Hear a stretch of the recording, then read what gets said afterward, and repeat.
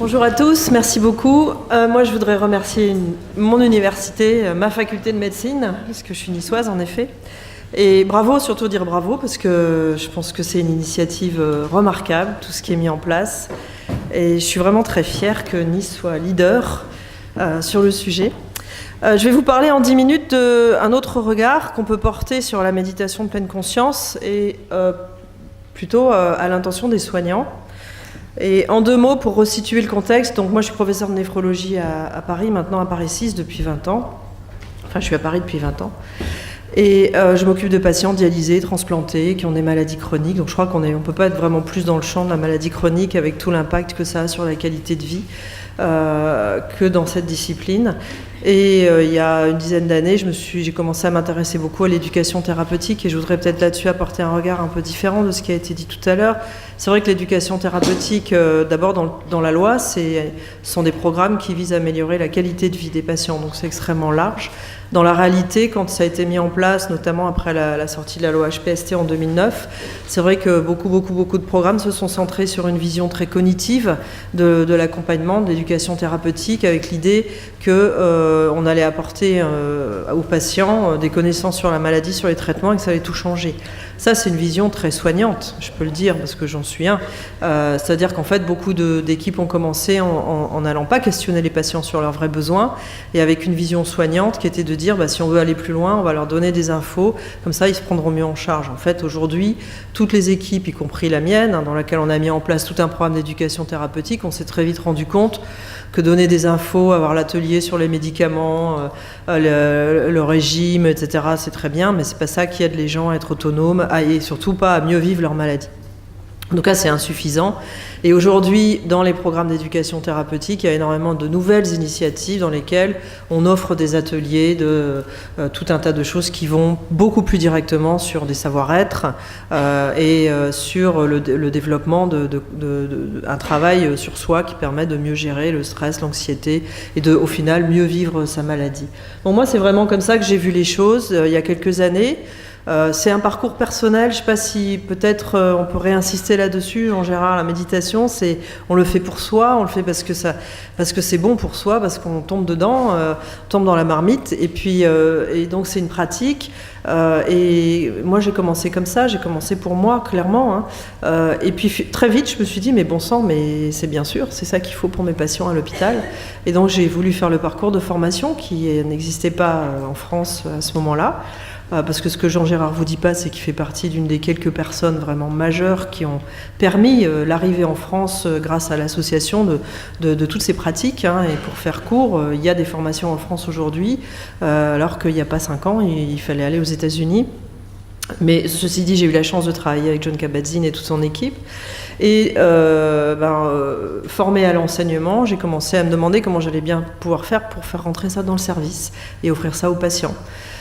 Et donc je l'ai intégré directement dans le programme d'éducation thérapeutique du service. Donc c'est dans les flyers de toutes les activités qu'on avait, on a introduit ça en plus. Et donc depuis 3 ans, j'ai fait ce que j'ai pu, c'est-à-dire que on n'est pas dans la même situation avec la méditation de pleine conscience. Alors beaucoup de personnes sont soignantes et s'intéressent à ces pratiques. Je pense que peu de soignants aujourd'hui, en particulier dans les institutions de soins, sont instructeurs MBSR ou ont suivi la formation professionnelle pour enseigner, contrairement par exemple à ce qu'on peut voir pour l'hypnose, qui existe depuis 25 ans et qui est beaucoup plus implantée dans les milieux de soins, avec beaucoup plus de professionnels qui sont des ressources majeures pour pouvoir former des patients et avoir des programmes à destination des patients ou des soignants. Et donc j'ai fait ce que j'ai pu en essayant d'organiser au moins un stage ou 2 par an pour les patients à l'hôpital. Et puis finalement les choses ont évolué assez vite. Moi je suis dans une université qui n'a pas été, au départ extrêmement motivée sur ces sujets, même si ça bouge beaucoup et très vite.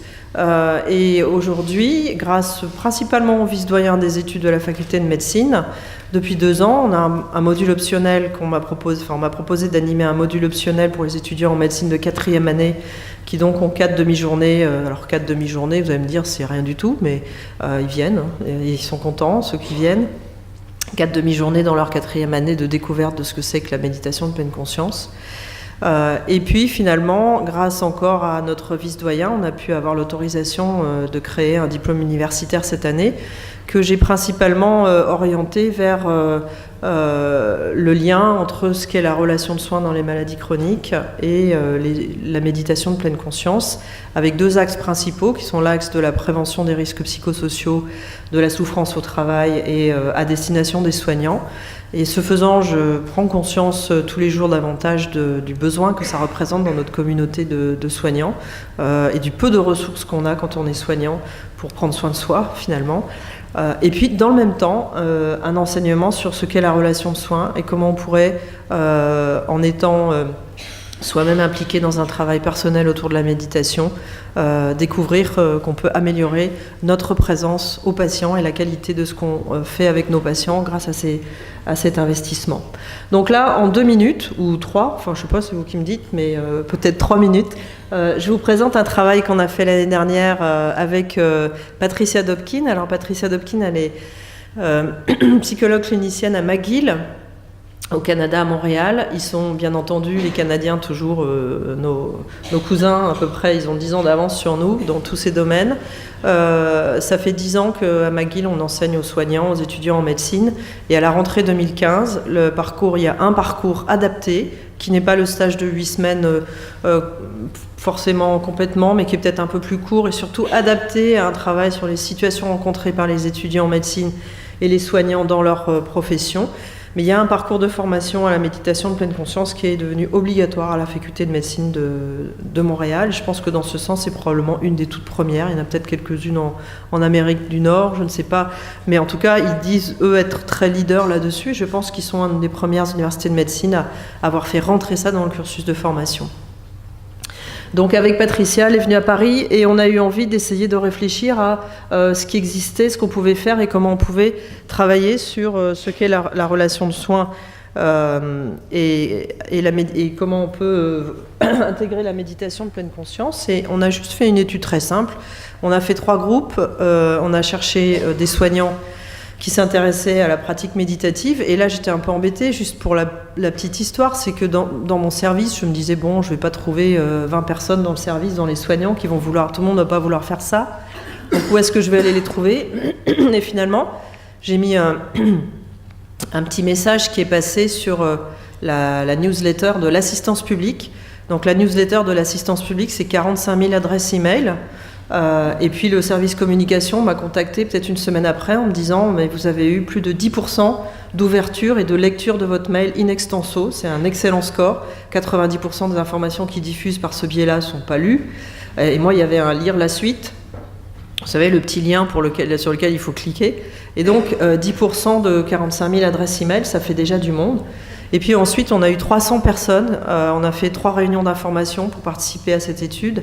Et il n'y avait plus de place dans la salle, on ne savait plus quoi faire. On avait 20 places de soignants dans un groupe de soignants et on avait un groupe mixte et puis un groupe de patients.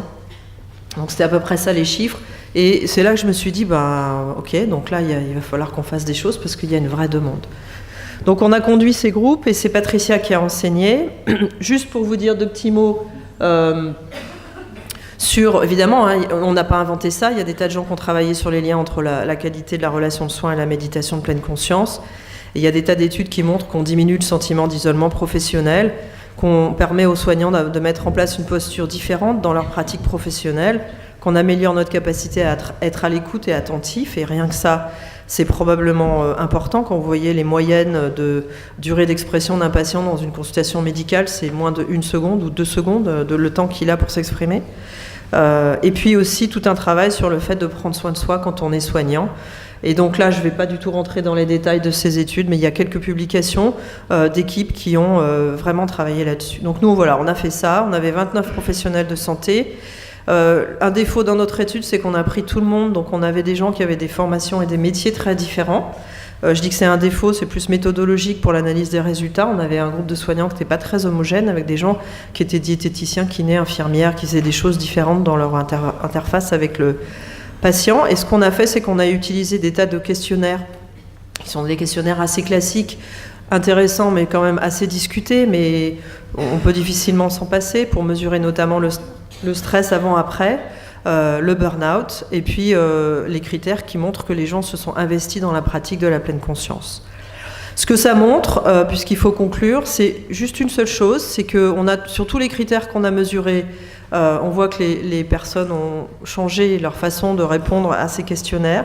Ce qui est peut-être le plus intéressant, c'est de montrer qu'il y a un lien entre l'échelle de stress et de burn-out et la mise en œuvre de la pratique de la méditation, et que probablement le fait de s'impliquer dans ces pratiques, c'est en diminuant le niveau de stress et d'épuisement professionnel des soignants qu'on améliore leur présence et leur qualité d'interaction avec les patients. La deuxième chose qu'on a faite, qui a été très difficile pour finir, c'est d'enregistrer des consultations. Et pour finir avec ça, c'est assez difficile finalement, la relation de soins. Quand vous regardez ce qu'il y a de publié sur la relation de soins, qu'est-ce que c'est, comment on mesure sa qualité, je crois qu'on peut aussi beaucoup travailler là-dessus. Cette échelle-là sont des gens qui ont codé les enregistrements audio pour en mesurer X critères sur la présence, la bienveillance, la qualité d'écoute, la façon dont le médecin et le patient interféraient dans cette relation. Et on a montré une différence avant et après la formation sur ce critère-là.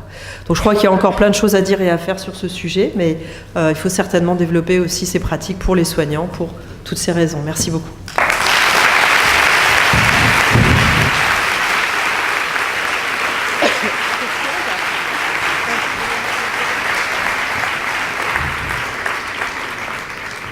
Merci Corinne pour cette vision qui est en plus en côté soignant. C'est sûr que si on améliore effectivement la qualité de la vie des soignants à l'hôpital, on va pouvoir se consacrer encore beaucoup plus aux patients. Est-ce qu'il y a des questions sur les... On va essayer de faire question contre réponse courte. La demande est trop castratrice. Non. C'est bien, on gagne du temps. Est-ce que c'est des expériences que vous avez vous-même développées ou vu développer, c'est-à-dire de s'intéresser au bien-être aussi des Il fait des photos, le monsieur. Améliorer, oui.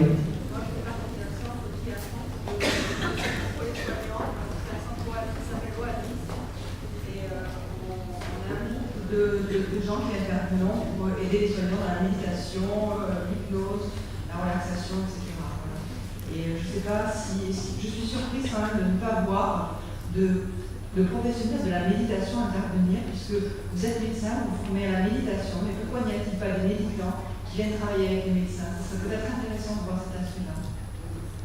Alors je peux peut-être faire une avance de réponse. Nous avons pensé à ça, effectivement, CHU de Nice versus soignants. Donc on oublie les étudiants, on oublie la formation.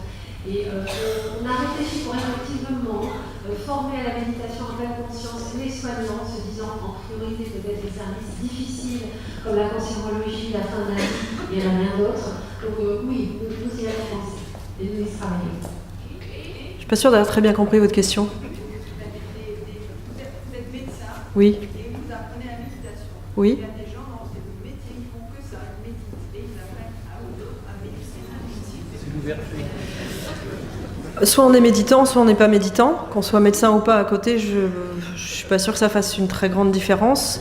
Mais nous, le gros problème, moi, mon souci à l'heure actuelle pour développer ces pratiques à l'hôpital, c'est bien entendu d'avoir les moyens de le faire. C'est-à-dire que pour l'instant, je le prends sur mon temps de travail. C'est pas forcément comme ça que ça va pouvoir se développer beaucoup. Et en effet, l'idée, c'est de pouvoir avoir les moyens d'avoir des intervenants extérieurs pour le proposer aux patients et aux soignants. Mais que l'intervenant extérieur soit médecin, boulanger, ou, enfin, moi, ça m'est égal. Du moment que c'est un enseignant de méditation, je pense que c'est pas forcément un souci d'avoir un autre métier dans la vie. Merci. Pour un starter, c'est ce qu'elle fait. Merci.